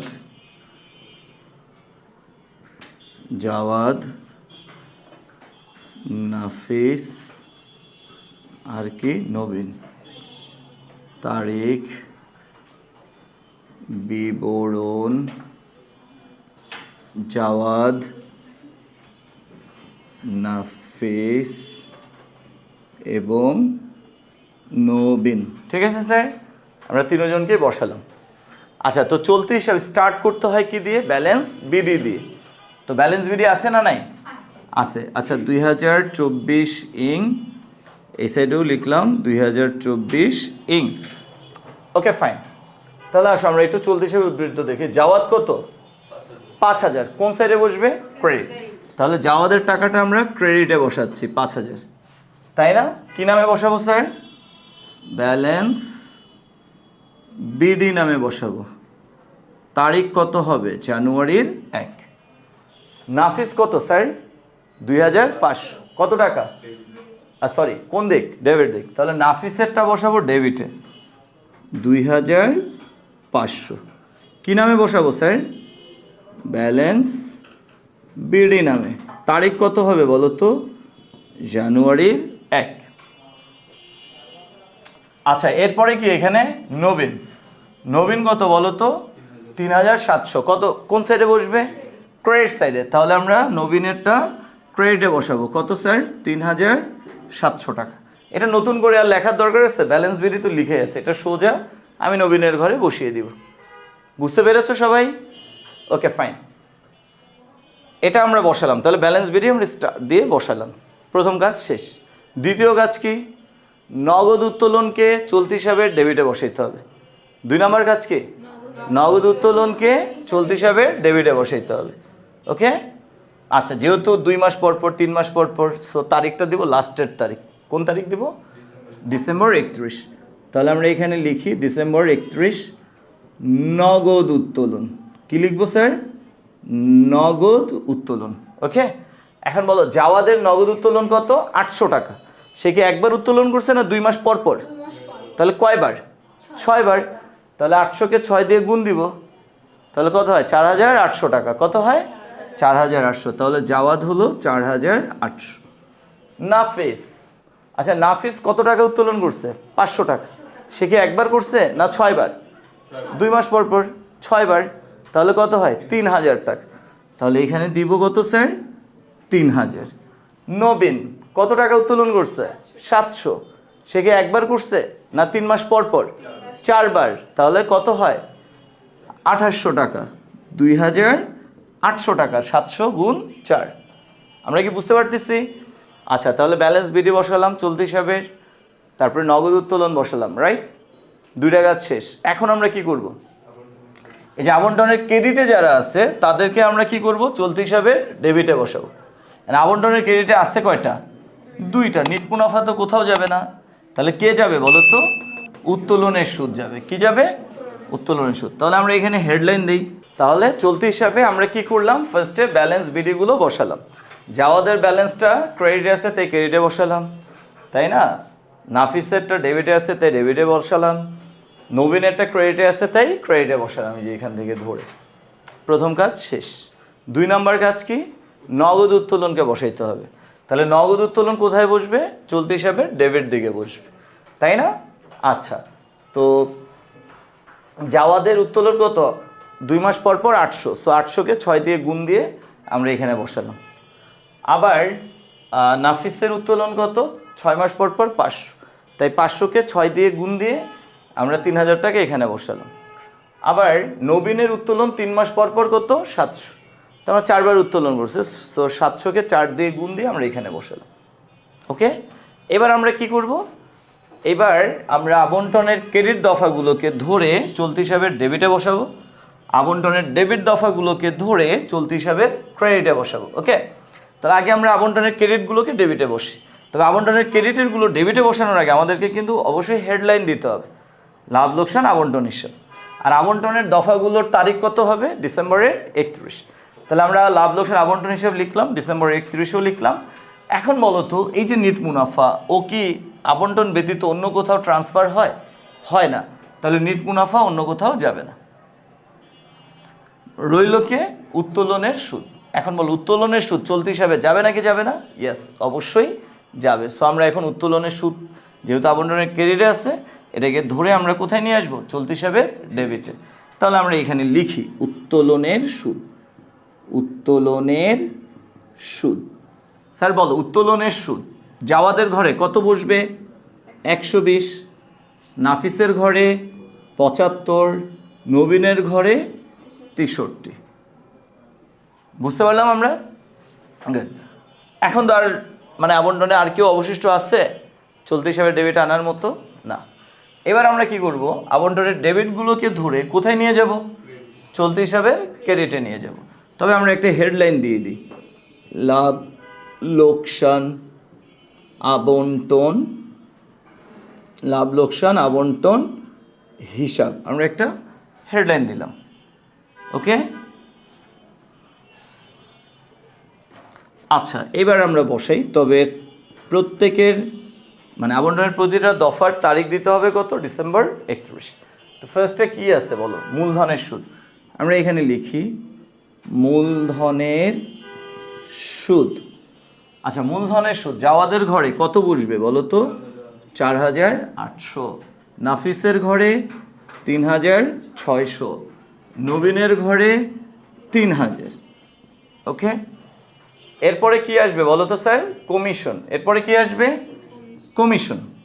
আচ্ছা, তাহলে সেম তারিখ ডিসেম্বর 31 লিখলাম আমরা কমিশন, রাইট? আচ্ছা, কমিশন কয় টাকা? 2183 টাকা। এটাই সবার ঘরে বসবে নাকি শুধু নবীনের ঘরে? জাস্ট নবীনের ঘরে। তাহলে নবীনের ঘরে আমরা বসাবো কত? 2183, 2183 টাকা। ওকে, অ্যান্ড দেন কি বসাবো? মুনাফার অংশ। সেম তারিখ ডিসেম্বর 31, মুনাফার অংশ। ওকে স্যার, মুনাফার অংশ কত হবে বলো? জাওয়াদ 20,738, 20,738। জাওয়াদের, নাফিসের কত 10,368, 10,368 এবং নবীনেরও সেম 10,368 হলো, বসানো হয়েছে। ওকে, এবার আমরা কি করব, ব্যালেন্স করে ফেলবো। লাস্ট কাজ ব্যালেন্স সিডি করা। তো ব্যালেন্স করার জন্য আমরা আসো অ্যাট ফার্স্ট কী করি, ব্যালেন্সের জন্য আমরা অ্যাট ফার্স্ট কী করবো বলো তো, যোগফলগুলো নামাবো। ওকে ফাইন, তাহলে আগে জাওয়াদের ব্যালেন্সটা করি। তাহলে জাওয়াদের ক্রেডিট দিক বড়, সো ক্রেডিটের যোগফল আমরা ক্রেডিট ডেবিট দুই সাইডেই বসাবো। আর আসসালামু আলাইকুম, একটু হ্যাঁ লাস্ট পর্যায়ে আসছি। আচ্ছা, তো আমরা অ্যাট ফার্স্ট কী করবো স্যার, জাওয়াদের ব্যালেন্স। ওই যে ব্যালেন্স করার নিয়ম তো আমরা সবাই জানি, যেটা বড় ওইটাকে আমরা যোগ করে দুই সাইডে বসাবো, আর ব্যালেন্স সিডিটা বসাবো কোথায়, ছোট দিকে। তো জাওয়াদের কথা চিন্তা করো স্যার, জাওয়াদের ক্রেডিট আর জাওয়াদের ডেবিট কোনটা বড়, which one is greater? Credit বড়। তাহলে আমরা আসো জাওয়াদের ক্রেডিট যোগ করি, 5,000 যোগ 4,800 যোগ 20,738, তাহলে কত হয় স্যার, 30,538। সেম 30,538 বসালাম। এখন এখান থেকে আমরা মাইনাস করব কত, 4,800 মাইনাস 120, তাহলে কত হয়, 25,618। এই টাকাটার নাম কি দিব, ব্যালেন্স সিডি। কি নাম দিব, ব্যালেন্স সিডি। তারিখ কত, ডিসেম্বর 31। শেষ জাওয়াদ। এবার আসলে আমরা নাফিসেরটার দিকে তাকাই। স্যার নাফিসের ক্রেডিটে 3,600, 10,368, ডেবিটে 2,500, 3,075। আচ্ছা বলো কোন দিকটা বড়? অবভিয়াসলি ক্রেডিট বড়, তার মানে আমাদেরকে ক্রেডিটের যোগফলটা দুই সাইডে বসাইতে হবে। 3,600 যোগ 10,368, 13,968 ক্লোজ। এই টাকাটাই আবার এখানে বসাও, 13,968। এখান থেকে আমরা এখন ডেবিটগুলো বাদ দিব, মাইনাস 2,500 মাইনাস 3,000 মাইনাস 75, 8,393 হলো। এবার আসো নবীনের দিকে তাকাই, নবীনের ডেবিট, নবীনের ক্রেডিট। অবভিয়াসলি ক্রেডিট বড়, ক্রেডিটের যোগফল দুই সাইডে বসাইতে হবে। তাহলে নবীনের ক্রেডিটের যোগফল 3,700 প্লাস 3,000 প্লাস 2,183 প্লাস 10,368 ইকুয়াল, তাহলে হয় কত, 19,000, সরি এটা কি হইল, আচ্ছা 3,700 প্লাস 3,000 প্লাস 2,183 প্লাস 10,368, 19,251, 19,251। ঠিক আছে, এই 19,251 আমরা এখানেও বসাবো, 19,251। এবার 19,251 থেকে আমরা মাইনাস করব 2,800 মাইনাস 63, হয় কত, 16,388। Okay sir. আচ্ছা, তাহলে দেখো আমাদের ম্যাথটা কিন্তু শেষ, আমরা চলতি হিসাব করে ফেললাম। স্যার বলো তো চলতি হিসাবটাকে নতুন কিছু মনে হয়েছে? একদম সেম এজ মূলধন হিসাব, রাইট? একদম মূলধন হিসাবের মতোই না? ওকে, তাহলে আজকে আমরা কি শিখলাম, যে চলতি হিসাব কীভাবে করতে হয় আর স্থির পদ্ধতিতে মূলধন হিসাব কীভাবে করতে হয়। ওকে, আচ্ছা তাহলে এই ম্যাথটা বাসায় প্লিজ, মাই কর্ডিয়াল রিকোয়েস্ট, তোমরা এই ম্যাথটা বাসায় কমপক্ষে 2 বার সলভ করবা, একবার আমার ভিডিও দেখে দেখে, আরেকবার না দেখে। ওকে, ঠিক আছে স্যার, আল্লাহ হাফেজ।